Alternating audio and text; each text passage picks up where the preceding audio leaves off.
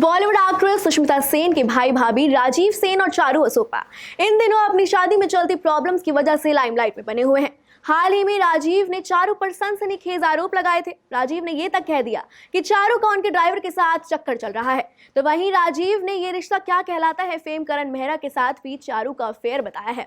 तो दूसरी तरफ चारू ने अपने पति राजीव सेन पर मारपीट और घरेलू हिंसा के आरोप लगाए हैं।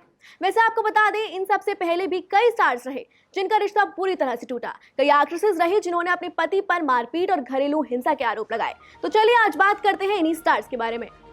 निशा रावल और करण मेहरा।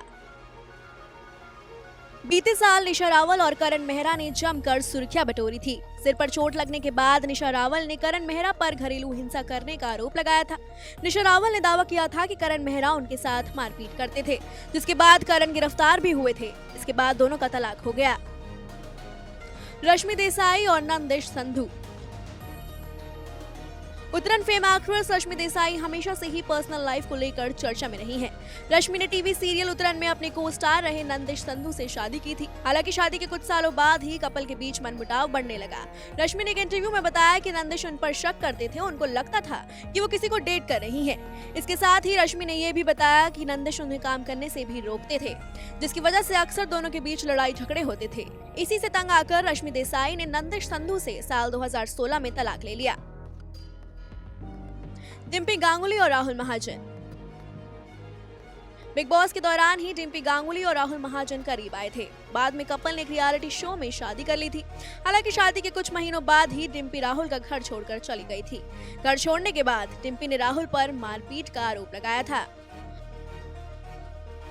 वहाबिज दोराबजी और विवियन डिसेना। वहाबिज दोराबजी और विवियन डिसेना का नाम भी इस लिस्ट में शामिल है। जी हां, वहाबिज दोराबजी ने भी विवियन डिसेना पर घरेलू हिंसा के आरोप लगाए थे, जिसके बाद 2016 में दोनों तलाक लेकर एक दूसरे से हमेशा के लिए अलग हो गए। श्वेता तिवारी और राजा चौधरी।